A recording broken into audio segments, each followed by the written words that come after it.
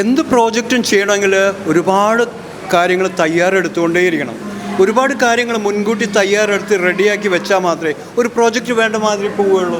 അപ്പോൾ സ്കൂൾ തലത്തിൽ നിന്ന് തന്നെ കുട്ടികൾ ഇത് പ്രോജക്റ്റ് മാനേജ്മെൻറ്റിലൂടെ പഠിക്കണം.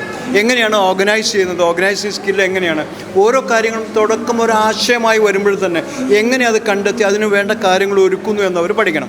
എൻ്റെ കൂടെ ഇപ്പോൾ ഈ പ്രോഗ്രാം ഈ പരപ്പനങ്ങാടി ഉപജില്ല സ്കൂൾ കലോത്സവത്തിൻ്റെ പ്രോഗ്രാം കമ്മിറ്റി ഉദ്യോഗസ്ഥരുണ്ട്.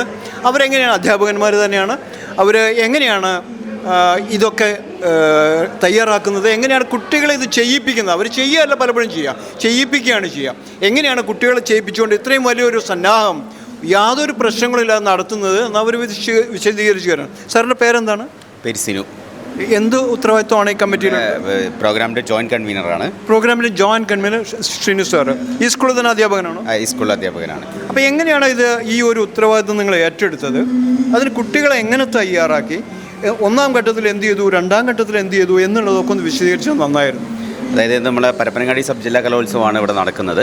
ഏകദേശം 80ഓളം സ്കൂളുകളിൽ നിന്ന് 3000ഓളം കുട്ടികൾ ഇവിടെ പാർട്ടിസിപ്പേറ്റ് ചെയ്യുന്നുണ്ട്. അപ്പോൾ ഇതിൽ നമ്മൾ ആദ്യം ഒരു കൃത്യമായിട്ടുള്ളൊരു ഗ്രൗണ്ട് വർക്ക് ആണ് ആവശ്യം. അപ്പോൾ നമ്മുടെ പ്രോഗ്രാമാണ് ഇതിൻ്റെ ഒരു മുഖ്യമായിട്ടുള്ളൊരു കമ്മിറ്റി പ്രോഗ്രാമാണ്. അപ്പോൾ നമ്മുടെ ഈ ഒരു പ്രോഗ്രാം ഏറ്റെടുത്തിരിക്കുന്നത് KST ആണ്.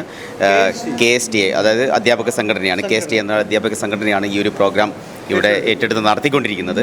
അത് വളരെ കൃത്യമായിട്ട് നമുക്ക് നടത്താൻ പറ്റിയിട്ടുണ്ട്. അതോടൊപ്പം നമ്മുടെ പ്രോഗ്രാം കൺവീനറായിട്ടുള്ള സുധീർ മാഷാണ് ഇതിൻ്റെ ബാക്കി എല്ലാ കാര്യങ്ങളും ചെയ്തുകൊണ്ടിരിക്കുന്നത്.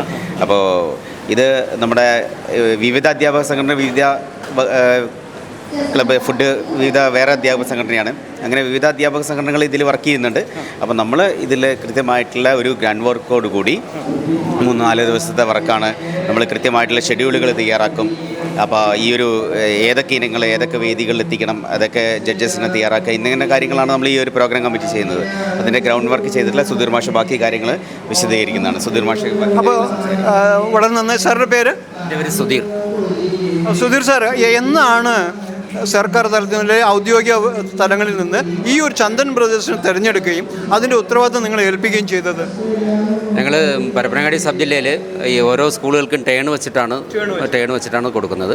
ഈ വർഷം CBHS ആണ് ടേൺ പ്രകാരം കലാമേള ഏറ്റെടുക്കേണ്ടത്. അപ്പോൾ അത് നമ്മൾ ഈ അവധിക്കാലത്ത് തന്നെ സ്കൂളിനെ സമീപിക്കുകയും അപ്പോൾ അപ്പോൾ തന്നെ അവരെന്ത് ചെയ്തു, HM പ്രിൻസിപ്പളും ഒക്കെ വളരെ സന്തോഷത്തോടുകൂടി ഏറ്റെടുക്കുകയും അത് വിജയിപ്പിക്കാനുള്ള ഇടപെടൽ നടത്തുകയും ചെയ്തിട്ടുണ്ട്. ഇതിൻ്റെ മുന്നേ CBHS ഇങ്ങനെയുള്ള ഉപജില്ല അല്ലെങ്കിൽ അതിൽ മുകളിലുള്ളത് താഴെയുള്ളത് ചെയ്തിട്ടുണ്ട്? ഇതിനു മുമ്പ് CBHS മുന്നേ ഏറ്റെടുത്തിട്ടുണ്ട്. ഒരു 9 വർഷം മുമ്പ് CBHS ഇതുപോലെ തന്നെ കലാമേള നടന്നിട്ടുണ്ട്. നമുക്ക് പരപ്പനങ്ങാടി സബ് ജില്ലയിലാകെ 10 ഹൈസ്കൂൾ, ഹയർ സെക്കൻഡറി സ്കൂളാണുള്ളത്. അപ്പോൾ ഈ 10 സ്കൂളിലും ഇങ്ങനെ ടേൺ അനുസരിച്ചിട്ട് ഓരോ കൊല്ലം കലാമേള, ശാസ്ത്രമേള ഇങ്ങനെ മാറി വരുന്നതാണ്. അപ്പോൾ ആ റൊട്ടേഷൻ അനുസരിച്ചിട്ടാണ് ചെയ്യൽ. പരപ്പനങ്ങാടി ഉപജില്ലയിലെ 10 സ്കൂളുകൾ, 10 ഹയർ സെക്കൻഡറി സ്കൂളാണ് നമുക്കുള്ളത്.